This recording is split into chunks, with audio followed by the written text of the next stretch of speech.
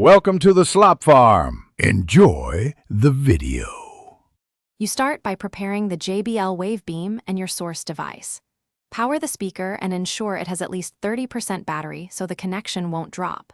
On your phone, open Settings and enable Bluetooth. This creates the radio link.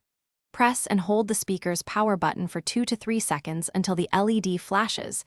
This puts it in pairing mode.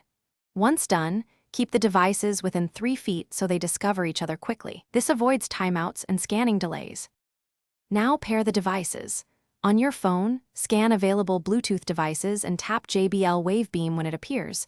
You may see it listed as that exact name. If a passkey appears, confirm or enter the displayed code.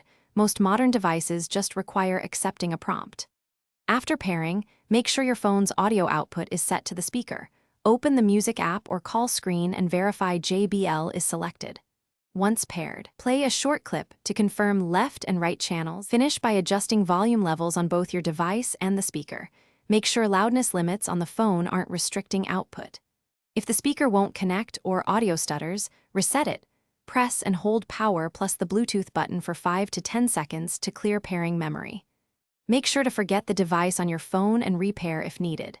If problems continue, open the JBL app, check for firmware updates, and install them. Updates often fix compatibility and stability issues. Thanks for watching. Consider subscribing if we helped you today.